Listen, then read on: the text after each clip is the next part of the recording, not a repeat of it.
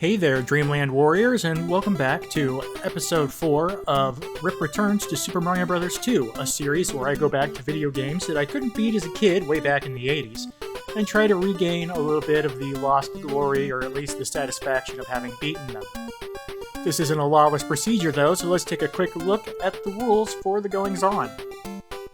There are 3 simple rules for the proceedings. The first is extra simple, no warps, and that's extra simple because I don't know where they are. I could look it up. I mean, I have, access to the internet, but I didn't know back then. I don't know now, so why bother? The second is more important, and that's know your limits. Like I said, I've never beaten this game.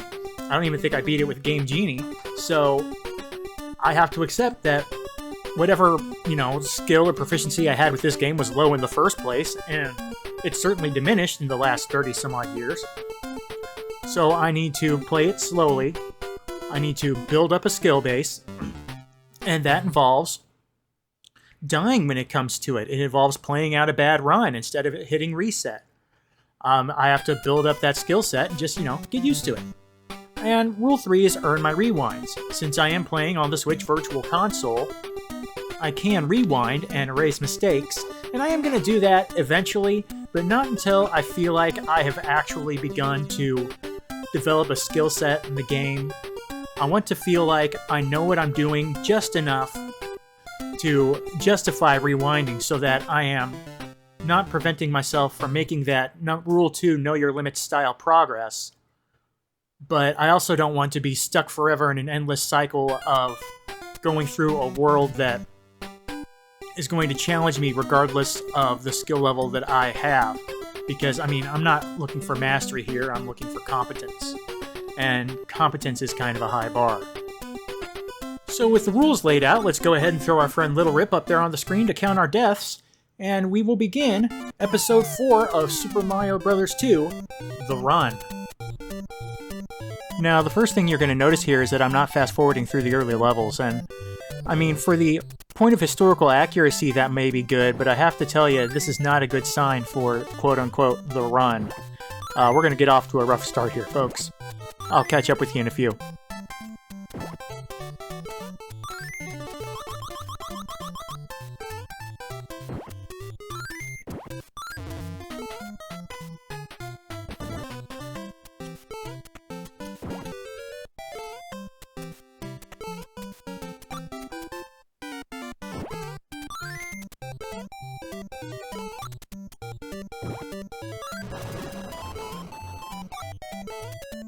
Now this one, we're going to call Unfortunate. Let's go with Unfortunate.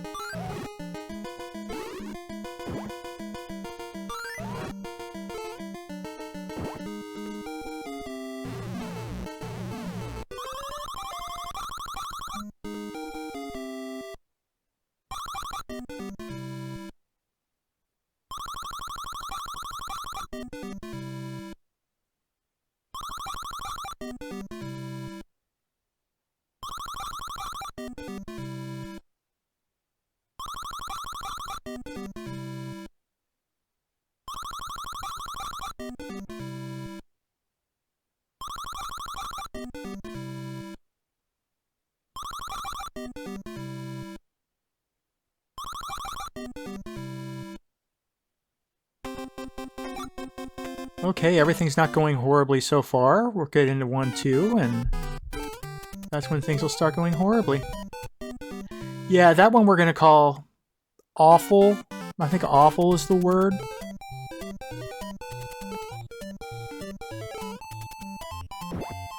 Now, you would think I would be all the more confident and, you know, having all the extra fun here because I love the magic carpets. And, I mean, you'd be wrong, basically. This one we're gonna call, I don't know, headshot.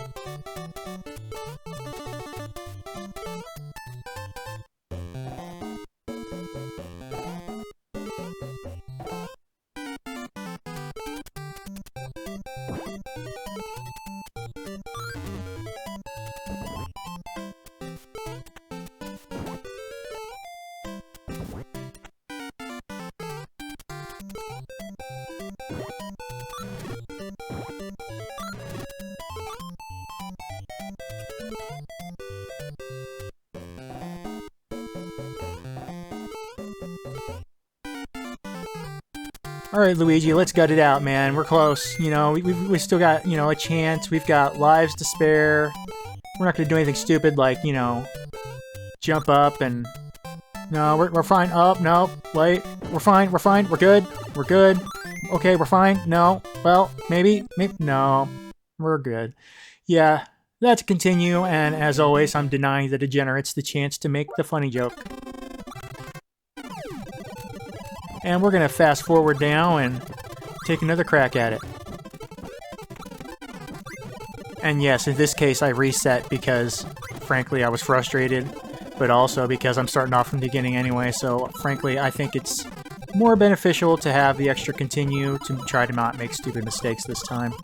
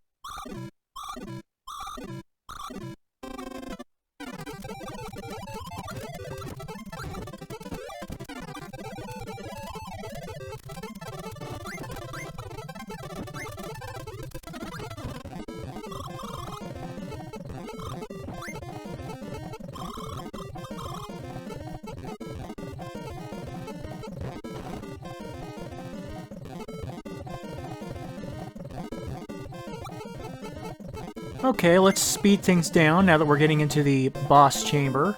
Well, the boss adjacent chamber, I guess perhaps you could say. This has obviously been the first real choke point in the game for me, and I feel like it's entirely one based on me just making stupid mistakes in this room. I mean, this room isn't that hard, it just involves not being stupid, which is hard for me. Like, I didn't have to try to do a swaggy fall to get the cherries. I mean, I don't even know if I was counting my cherries. I probably was by this point. But, yeah, that's just my fault. There's nothing else to it. I'll catch you in a little bit.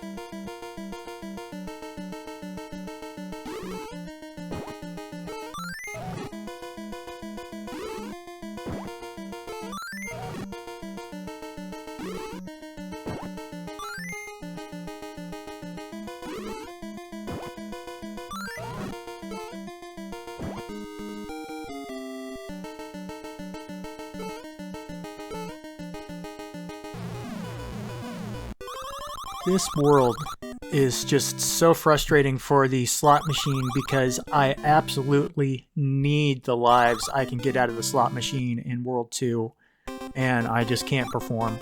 I mean, let's be frank, I can't really perform when it comes to gameplay, so I need to at least perform in the additional chances to not be horrible at gameplay section. So it's not great. And, I mean, I'm not great. Let's not blame an it's when it's a me. It's a me, not Gradio. Coming up through this level yet again, I cannot justify in any way my inability to handle the Cobra shots.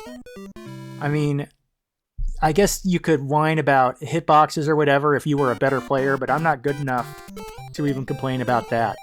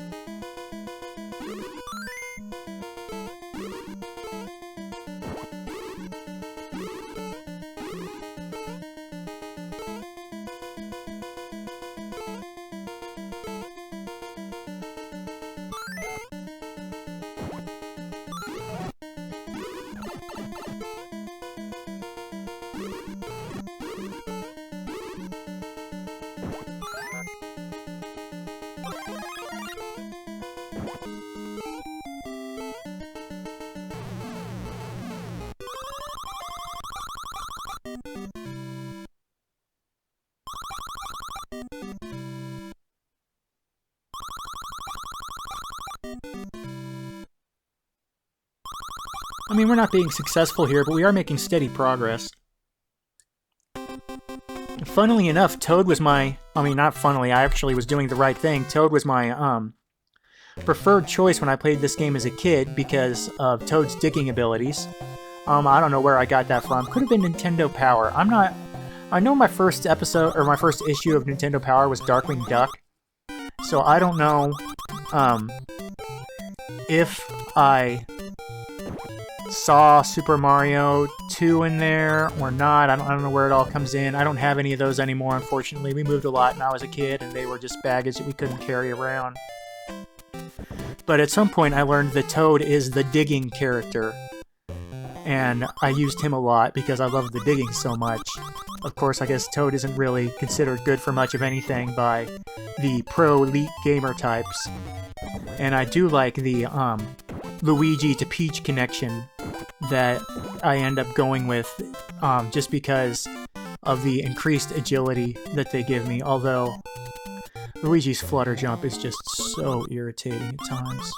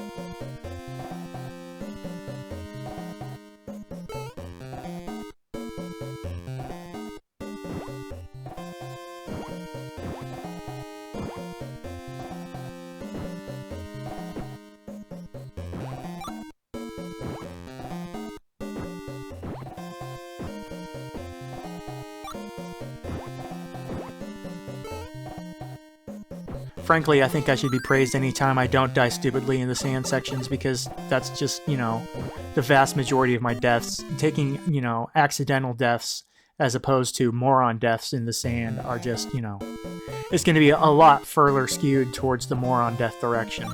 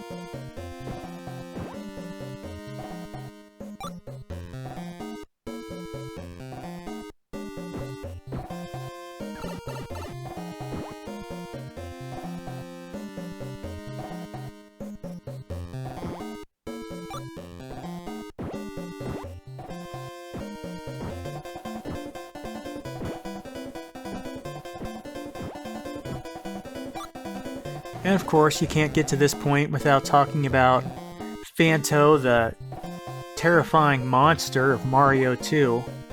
You have to admit, I mean, even though Phanto is one of those things that's not technically from the Mario games, if you want to get into all that Doki Doki crap, I did that in the first episode, we're not doing it again. Phanto is probably the most intimidating he's basically a boss. He's the most intimidating boss in this game in his own way, because he takes the simple act of finding a key and makes it so frustratingly hard. It's the kind of thing, I mean, it's not a fair comparison because this is hardly a Dark Souls game, but Phanto is like a sort of proto-pursuer from Dark Souls 2 for kids, in that, you know, you just go to the wrong place in Dark Souls 2 and boom, there's the pursuer. And he's not a huge obstacle once you know how to parry him, but he's still a pain in the butt to run into, and frankly, Phanto is the same way. And hey, you know, wouldn't it be cool if Phanto was given a boss role in another game and he was wearing body armor that had the souls of all of the Marios that he killed trying to push out of his chest piece? That'd be sweet. I have to stress again that I really do like this boss fight. The boss fights can be kind of fun in this game because they involve a little more strategy. I mean, obviously Mario 1 has one boss fight, and Mario 3 gets interesting. It's not really until Mario World where they give you some really fun stuff, but just having to throw the stupid stools around and, you know, being able to bounce them off. I guess there's a trick you can do where you can like bounce the mushroom block or whatever off the wall and triple hit him. I think it's Triclide that you can do that too. It's just a fun thing that I'm glad is in this game, because it's not something that I think would have come to the series if they hadn't done what they did. I mean, frankly, the Koopalings aren't as interesting. They're not terrible, but they're not the most interesting thing in the world either. They certainly don't have, you know, interactive elements like that, which really makes it stand out to me. Alright, on to Peach time. Let's see real quick if I can nail this fall. If you remember the last time I got to World 3 in Video 2, I had terrible trouble with the fall, but I got it there. Let's see if I can get in. Alright. And now it's about maximizing coins. The plant you want is like 10 in, I think. 4, 5, 6, 7, 8, 9, 10. Pull it. Now, I don't like where I threw... Oh, and I did that too. That's even worse. I don't like where I threw the plant there. Or the potion. I really should have thrown it to make sure I had as many plants as possible on screen. And of course, the way the coins work, you can go reset them and get coins twice in any level. It doesn't matter how many times or in how many places you try in a single level, you get 2 opportunities to get coins from a negative world. Which, I mean, negative world, I don't know if that's what it's called, but it's what I'm going to call it. So taking advantage of that is just a key to having a really good run, but the problem is Peach is not much of a plant puller. So until she steps up her horticultural game, you just have to do what you can. Come on, Peachy Poo. Come on, Peachy Poo, let's go. I don't know what's going on here. I must have forgotten to edit out a... No, there she goes. Maybe I was taking a drink of soda pop or something. Alright, moving on.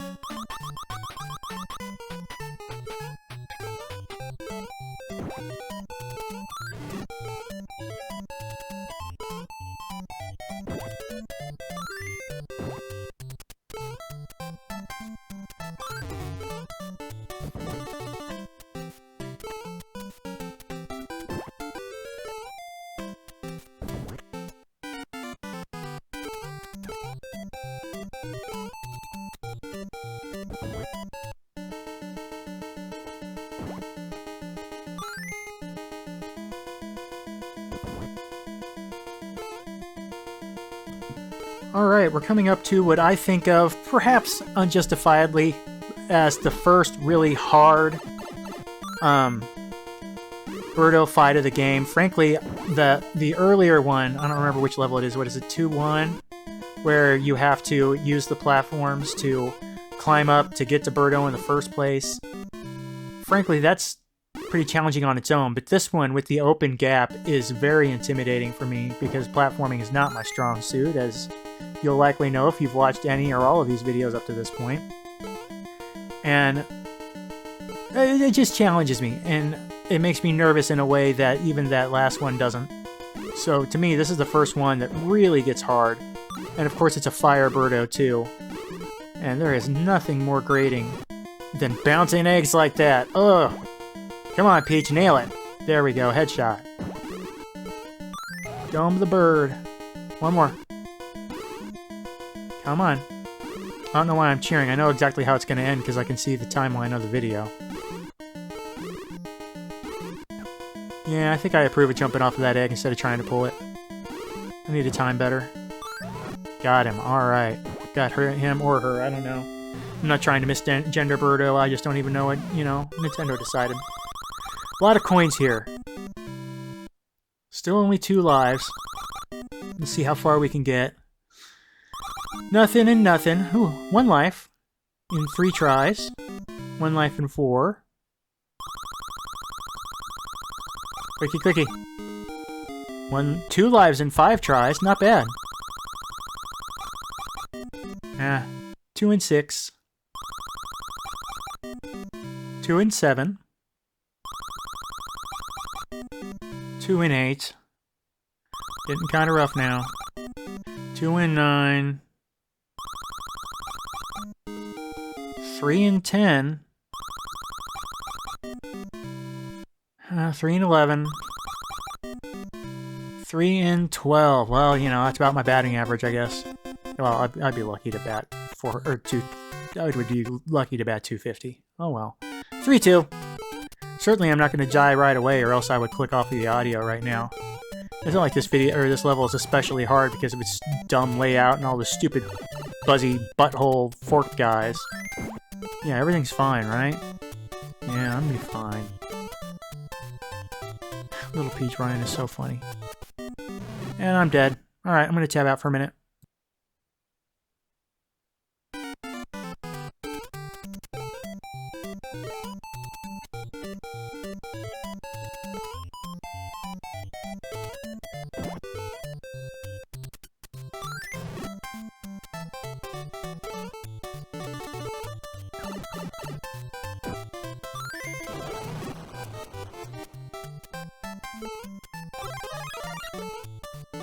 Now that we're down into the underground, let's talk about the level skip in this level. Frankly, this is a really challenging and frustrating level, but there's a way to skip a large chunk of it by nailing a jump off of this ladder and getting onto the top of the ceiling. And you can cross over most of the level to the left like that. The problem is setting it up, which I'm trying to do here. And I'm only kind of know what I'm doing. Like, I watched You Can Beat Video Games do it, and that's literally all I know, so you see I'm having quite the problems nailing it down. But it's just a very irritating gauntlet, and since they've left the way in to skip it completely, I assumed that they meant to. And, I mean, I'm not saying that they, you know, specifically left it in for me. Maybe they left it in for Bob, the idiot, who had to play test but couldn't manage to beat this part. But hey, I don't mind being Bob the idiot. It's better than being Rip the idiot, and that's who I am most of the time. So we're going to take a few more stabs at it. See if we can't get this nailed down. And being Peach, I believe, is an important part of the equation. Here we go, we got it. Because it allows you to be sure you're going to clear the ladders going forward. And then you just get to the end here, and you can play with the coins.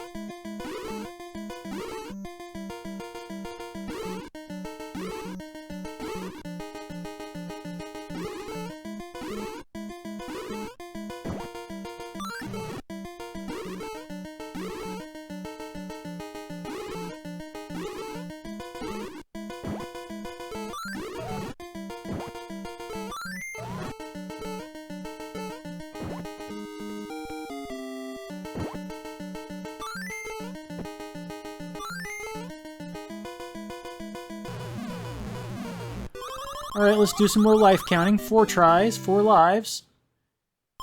3 tries with 4 lives. 2 tries remaining now. 1 more shot. And... come on.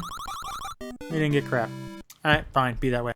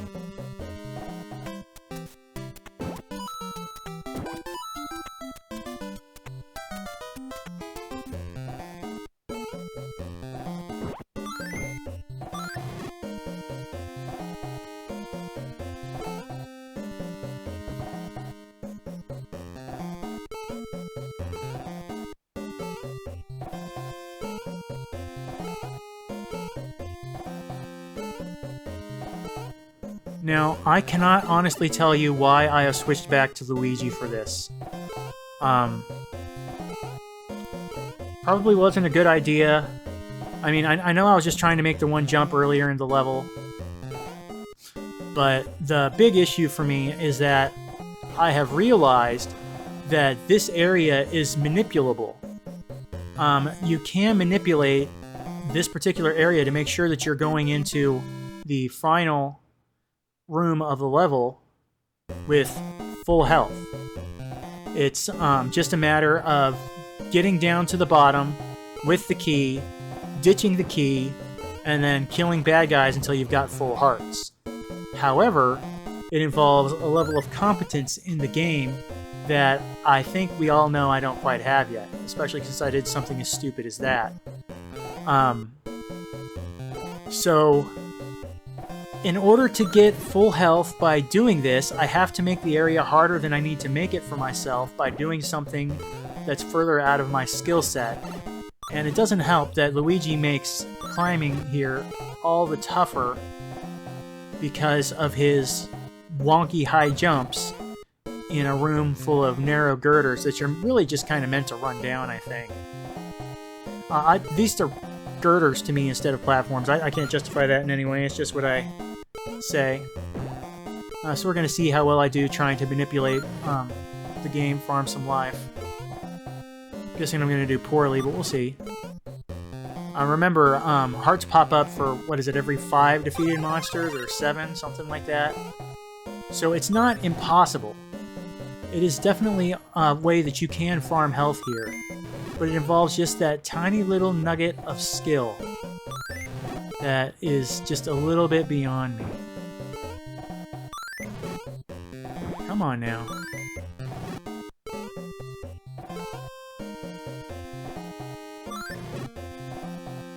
Nope, not yet.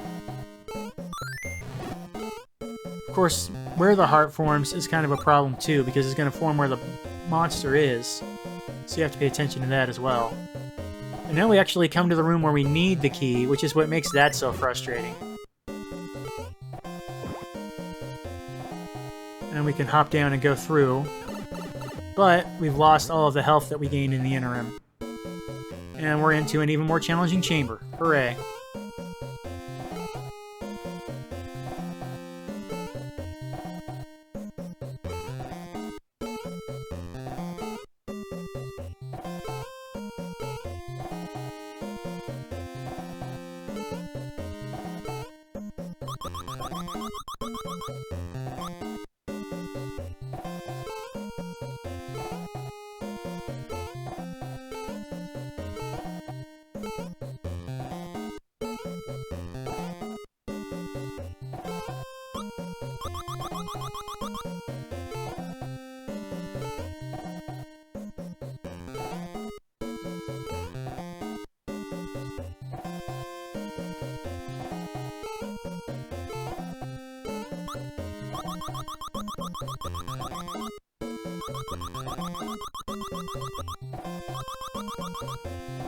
What are you even doing there, Phanto? What are you trying to accomplish? You just trying to freak me out, man? And we have to dodge sparks. And more climby. And that is a completely stupid death. There was no way I needed to take that one. 2 lives left.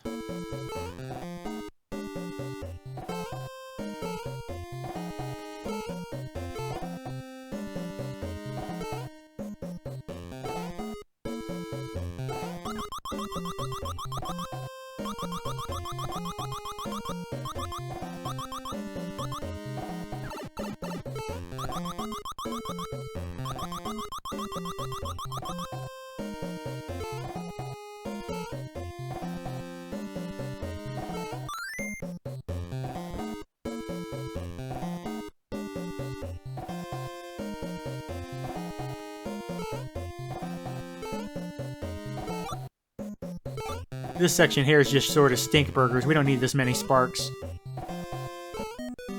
Yeah. I mean, that's my fault, obviously, but still, why did we need so many friggin' sparks there?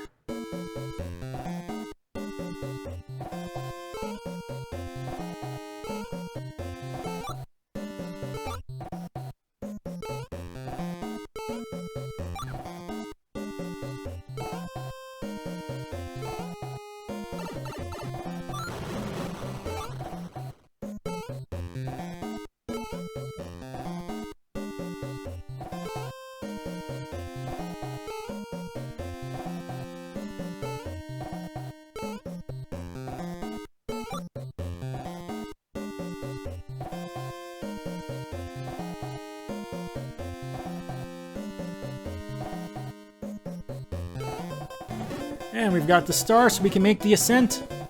Little spark revenge. We get a heart. Doing extra good. Hop up, Mario, or Luigi. Hop up, green Mario. Now let's see what we can do, folks. Love how it looks like you're just trapped there. Also love how I apparently dropped that shell behind me. I mean, swaggy work there, Luigi. And, eventually, we are back to Mouser Town. Again, placing the bombs on Mouser's platforms is a bit of a difficulty because you do need to get it in the barely in the back half of center. Killed the spark there on accident, which was very handy actually. Just barely caught him in that explosion. That bomb's not gonna work. That bomb's not gonna work. Oh wow, it did. Well, that one probably won't. Probably not. Ooh, that's about perfect. Alright. I doubt that's gonna get... Yeah, there's no way that front bomb's gonna work again. Unless he just decides to run up into it because he's bored and we've been doing this for forever. Come on, Luigi. Nope. Gotta get it on the platform. Wow, I can't believe that didn't kill me. This one should be good. And he's down. No, he's not down. What the crap? How many hits can you take, bro? Mouser's a tank. No way. Come on. Come on. That could be good. Now he is down. And how about that? We've beaten World 3 for the first time. And you may notice from the video, we're not done yet. However, we're not going to finish today. The reason we call this video The Run is because The Run is still ongoing. And I will catch you next time when we continue this run in Episode 5 of Rip Returns to Super Mario Bros. 2 with, unfortunately, it looks like, still 4 lives. Can we get one for the road? Come on, come on! We did! Alright, 5 lives, Episode 5, next time.